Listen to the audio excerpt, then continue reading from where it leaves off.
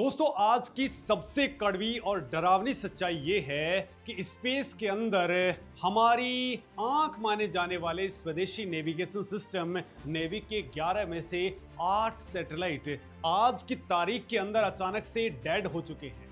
किसी भी navigation system को धरती पर सटीक लोकेशन बताने के लिए कम से कम 4 सैटेलाइट की जरूरत होती है, लेकिन स्पेस के अंदर हमारे पास में नेविगेशन के लिए अब सिर्फ 3 सैटेलाइट बचे हैं। यूरोप से मंगवाई गई करोड़ों रुपए की विदेशी एटॉमिक घड़ियां स्पेस के अंदर पहुंचते ही एक एक करके बंद हो चुकी हैं। लगातार 5 सैटेलाइट्स की 15 परमाणु घड़ियां एक साथ फेल हो चुकी हैं। अब दोस्तों सवाल यह है कि क्या यह सिर्फ एक साधारण तकनीकी खामी थी या फिर भारत को हमेशा के लिए विदेशी जीपीएस का गुलाम बनाए रखने की कोई बहुत बड़ी अंतर्राष्ट्रीय साजिश। जनवरी 2025 के अंदर जब भारत का सबसे advance replacement satellite NVS-02 space के अंदर लॉन्च हुआ था, तो वो अचानक से गलत ऑर्बिट में जाकर के कैसे फंस गया। उसका मुख्य इंजन स्टार्ट ही नहीं हुआ। आखिर स्पेस के अंदर उस सन्नाटे के अंदर किसने उसे अपनी सही कक्षा तक पहुंचने से रोक दिया? क्या कोई बाहरी ताकत भारत के स्पेस नेटवर्क को हैक करने की कोशिश कर रही थी, जिसे आज तक दुनिया से छुपाया गया है? चाइना के बाइडू सिस्टम के अंदर आज 35 सैटेलाइट्स स्पेस के अंदर घूम रहे हैं और हमारे पास में सिर्फ 3 बचे हैं।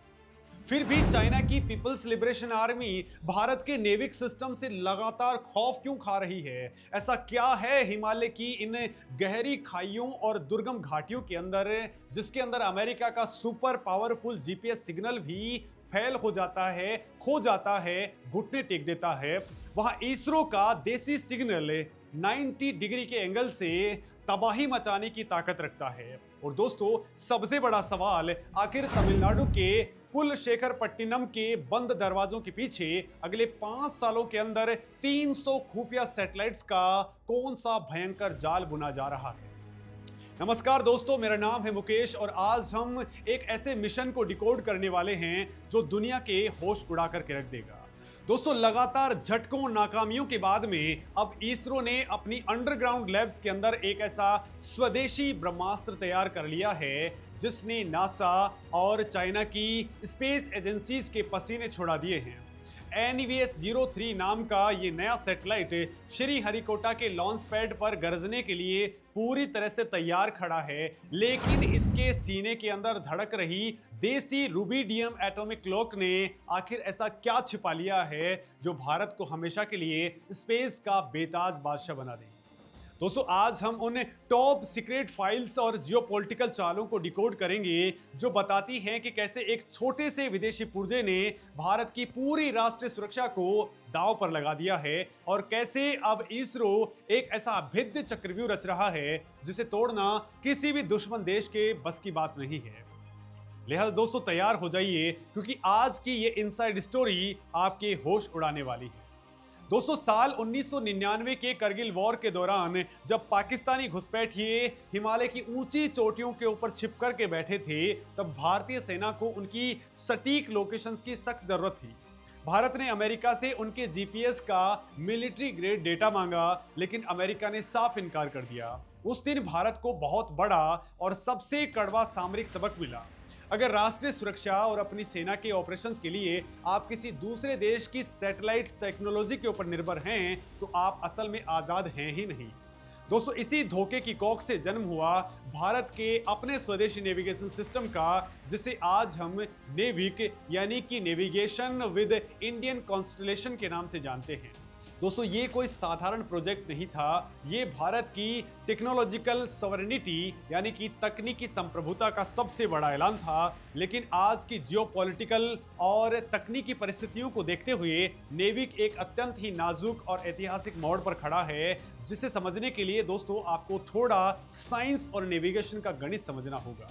कोई भी नेविगेशन सिस्टम हवा के अंदर काम नहीं करता है। अंतरिक्ष के अंदर तैर रहे सैटेलाइट्स असल के अंदर सटीक उड़ती हुई घड़ियां हैं। जब आप अपने फोन के अंदर लोकेशन ऑन करते हैं तो आपका फोन स्पेस से आ रहे सिग्नल्स को पकड़ता है।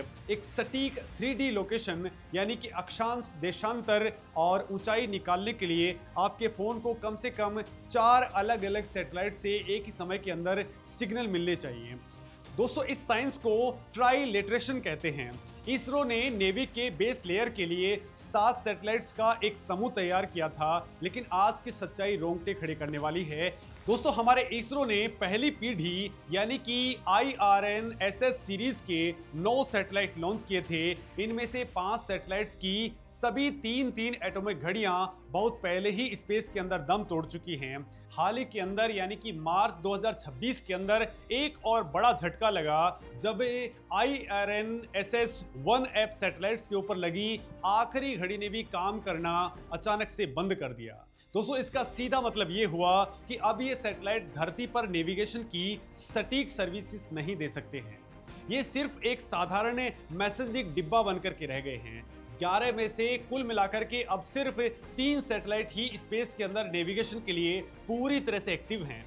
4 सैटेलाइट की कम से कम जरूरत है और काम सिर्फ 3 कर रहे हैं। यानी कि आज की तारीख के अंदर नेवी स्टैंड अलोन यानी कि अकेले पोजीशनिंग सर्विस देने के अंदर तकनीकी रूप से पूरी तरह से पंगु हो चुका है। अब दोस्तों, सवाल ये उठता है कि ये अरबों रुपए के सैटेलाइट स्पेस में जाकर के अचानक अंधे क्यों हो गए हैं? तो इसके पीछे की जड़ विदेशी डिपेंडेंसी है। दोस्तों, इसरो ने पहली पीढ़ी के सैटेलाइट्स के लिए यूरोप की एक नामी कंपनी स्पेक्ट्रा टाइम से रुबिडियम क्लॉक खरीदी थी। दोस्तों, परमाणु घड़ियां कोई आम घड़ियां नहीं होती हैं। अगर सैटेलाइट की घड़ी के अंदर केवल 1 नैनो सेकंड यानी कि 1 सेकंड के अरबवें हिस्से के अंदर भी गलती हो जाए तो धरती पर आपकी लोकेशन 30 सेंटीमीटर तक गलत हो जाएगी। और अगर 1 सेंटीमीटर की गलती हुई तो आपकी मिसाइल अपने टारगेट से सैकड़ों किलोमीटर दूर किसी आम आबादी पर जाकर के गिर सकती है। दोस्तों, स्पेस से अचानक रेडिएशन और तापमान के उतार चढ़ाव के अंदर यूरोप से आई इन घड़ियों के पावर सप्लाई सिस्टम के अंदर शॉर्ट सर्किट होने लग गए। दोस्तों, रुबिडियम गैस के बल्ब समय से पहले ही खराब हो गए। ये भारत के लिए एक बहुत बड़ा अलार्म था। स्पेस आपूर्ति श्रृंखला के अंदर विदेशी चौक पॉइंट्स कितने घातक हो सकते हैं, ये इसरो को समझ में आ चुका था। इस विदेशी नाकामी ने भारत को पूरी तरह से आत्मनिर्भर होने पर मजबूर कर दिया। इसरो के वैज्ञानिकों ने ठान लिया कि अब वो किसी भी विदेशी पुर्जे के भरोसे अपनी राष्ट्रीय सुरक्षा को दांव पर नहीं लगाएंगे। अहमदाबाद के अंदर मौजूद स्पेस एप्लीकेशन सेंटर यानी कि सैक के साइंटिस्टों ने दिन रात एक करके पूरी तरह से स्वदेशी space classified rubidium atomic clock का निर्माण कर डाला। दोस्तों, ये कोई छोटी उपलब्धि नहीं है। आज दुनिया के अंदर अंगुलियों पर गिने जाने वाले कुछ ही देश हैं जिनके पास में स्पेस के कठोर वातावरण के अंदर काम करने वाली अपनी खुद की सटीक परमाणु समय निर्धारण टेक्नोलॉजी है। भारत की ये देसी घड़ियां विदेशी घड़ियों से न सिर्फ ज्यादा मजबूत हैं बल्कि इनका परफॉर्मेंस वैश्विक मानकों को कहीं पीछे छोड़ रहा है। अब भारत को ना तो किसी बाहरी व्यापार प्रतिबंध का डर है और ना ही तकनीकी इनकार का खौफ है। लेकिन दोस्तों, इसरो की राह के अंदर चुनौतियां अभी खत्म नहीं हुई हैं। पुरानी गलतियों को सुधारने के लिए दूसरी पीढ़ी यानी कि NVS सीरीज शुरू की गई है। मई 2023 के अंदर NVS 01 शानदार तरीके से लॉन्च हुआ और आज बेहतरीन काम कर रहा है। लेकिन दोस्तों, जनवरी 2025 के अंदर एक बहुत बड़ा हादसा हो गया। रिप्लेसमेंट सैटेलाइट NVS 02 को जब स्पेस के अंदर भेजा गया तो उसका अपोजी मोटर यानी कि मुख्य इंजन सही समय पर इग्नाइट ही नहीं हुआ। दोस्तों, करोड़ों का वो एडवांस सैटेलाइट स्पेस की गलत कक्षा के अंदर जाकर के फंस गया और पूरी तरह से बेकार हो गया। दोस्तों, इस नाकामी ने नेवी की रिकवरी के पूरे टाइमलाइन को ही पीछे धकेल दिया। लेकिन इसरो वो संस्था नहीं है जो एक हार से टूट जाए। अब इसरो ने एक ऐसा आक्रामक रिकवरी ब्लूप्रिंट तैयार किया है जो दुश्मनों की नींद उड़ाने के लिए काफी है। NVS 02 की विफलता से मिला सारा डेटा खंगाला गया है। इंजन की हर एक बारीकी को री इंजीनियर किया गया है और अब श्रीहरिकोटा के सतीश धवन स्पेस सेंटर के अंदर NVS 03 लॉन्च के लिए पूरी तरह से तैयार है। सरकार ने संसद के अंदर साफ कर दिया है कि सिर्फ एक सैटेलाइट नहीं जाएगा। NVS 03 के बाद में NVS 04 और 05 को भी बैक टू बैक लॉन्च किया जाएगा। और बात यही खत्म नहीं होती है। इसरो अब क्विक फिक्स वाले जुगाड़ पर काम नहीं कर रहा है। वो डीप ऑर्बिटल रिडंडेंसी बना रहा है, यानी कि 7 सैटेलाइट का बेस तैयार करने के बाद में कुछ और एडिशनल सैटेलाइट स्पेस के अंदर रिजर्व करके रखे जाएंगे। अगर कल को युद्ध के समय कोई सैटेलाइट खराब भी हो जाए या दुश्मन उसे निशाना बनाए तो बैकअप सैटेलाइट तुरंत उसका काम संभाल लेंगे और हमारा नेविगेशन 1 सेकंड के लिए भी डाउन नहीं होगा। अब दोस्तों जरा ग्लोबल खेल को समझिए। अमेरिका का जीपीएस पूरी दुनिया को कवर करता है।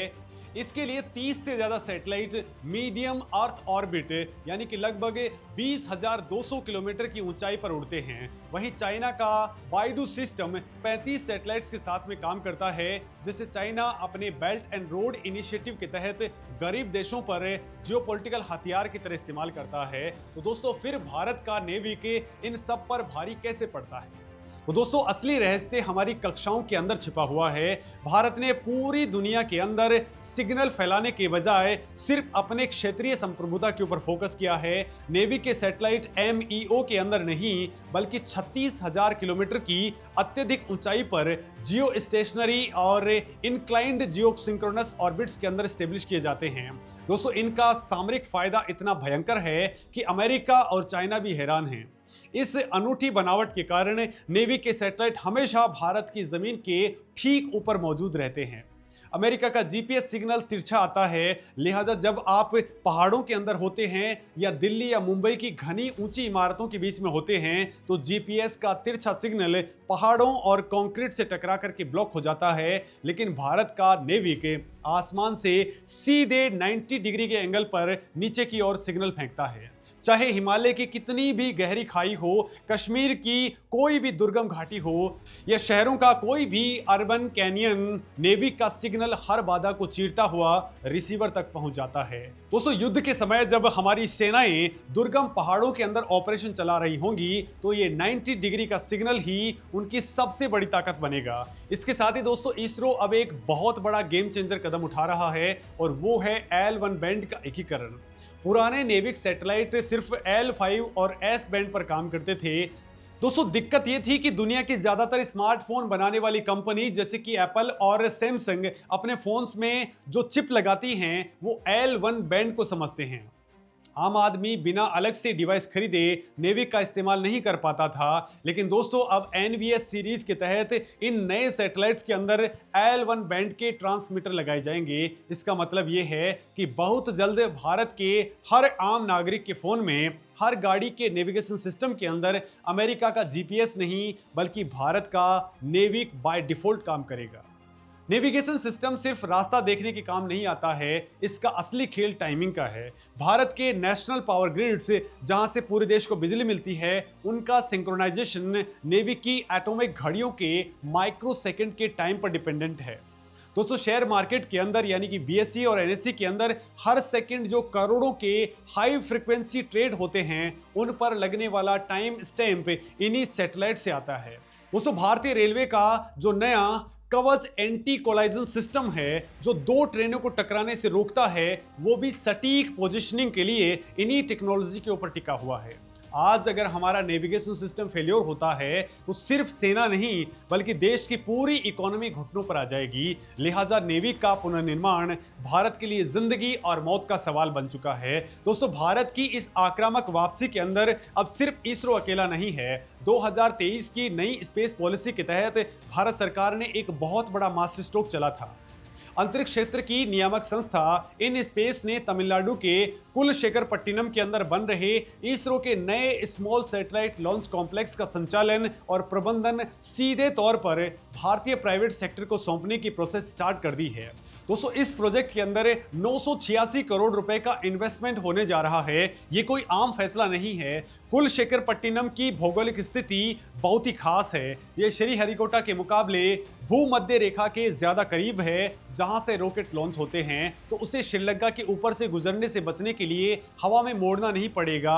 उसे डॉग लैप मैन्यूवर कहते हैं। दोस्तों इससे रॉकेट के ईंधन की भारी बचत होगी और वो अपने साथ में भारी सैटेलाइट्स स्पेस में ले जा सकेगा। जब प्राइवेट कंपनीज छोटे रॉकेट्स और कमर्शियल लॉन्चेज की पूरी जिम्मेदारी संभाल लेंगी तो इसरो का दिमाग और बजट पूरी तरह से deep space exploration, next generation launch vehicle vehicles और सैन्य सैटेलाइट बनाने के ऊपर फोकस्ड हो जाएगा। दोस्तों, इसरो चेयरमैन वी नारायणन ने अभी चेन्नई के अंदर साफ घोषणा कर दी है कि भारत अगले 5 से 6 साल यानी कि 2032 तक कम से कम 300 नए उपग्रह स्पेस के अंदर भेजने की योजना पर काम कर रहा है। ऑपरेशन सिंदूर जैसी सफलताओं के अंदर भारत पहले ही 20 से ज्यादा सैटेलाइट्स का जाल बिछा करके अपनी सैन्य निगरानी क्षमता का लोहा मनवा चुका है। भारत की इस अंतरिक्ष उड़ान का सबसे बड़ा मील का पत्थर 2035 में सामने आएगा। दोस्तों, भारत अब इंटरनेशनल स्पेस स्टेशन पर किसी के रहमो करम पर डिपेंडेंट नहीं रहना चाहता है। 2035 तक पृथ्वी की निचली कक्षा के अंदर भारत अपना खुद का भारतीय अंतरिक्ष स्टेशन स्थापित करने जा रहा है और यह सफर इसी साल के आखिर के अंदर गगनयान के मानव रहित मिशन के लॉन्च के साथ में स्टार्ट हो जाएगा। दोस्तों, भारतीय वैज्ञानिकों की काबिलियत का लोहा पूरी दुनिया के अंदर तब माना गया जब 2026 के अंदर इसरो की टीम ने अमेरिका के केनेडी स्पेस सेंटर के अंदर नासा के फोल्कन रॉकेट के अंदर हो रहे लीकेज और क्रैक को पकड़ करके एक बहुत बड़े हादसे को टाला था। उस रॉकेट के अंदर भारत के अंतरिक्ष यात्री शुभांशु शुक्ला उड़ान भरने वाले थे। दोस्तों, ये दिखाता है कि इसरो का 40 साल का अनुभव अब वेस्टर्न कंट्रीज की तकनीकी खामियों को भी निकाल रहा है। भारत का नेविक इस समय भले ही 3 सैटेलाइट के संकट से गुजर रहा हो, लेकिन रणनीतिक नजरिए से देखें तो ये संकट भारत के लिए एक बहुत बड़ा वरदान साबित हो रहा है। विदेशी घड़ियों के फेल होने से भारत ने हमेशा के लिए अपनी खुद की हैक प्रूफ प्रणाली बना ली है। NVS-03 का लॉन्च सिर्फ एक सैटेलाइट का लॉन्च नहीं होगा, ये अमेरिका और चाइना की स्पेस के अंदर चल रही दादागिरी के मुंह पर भारत का एक करारा तमाचा है।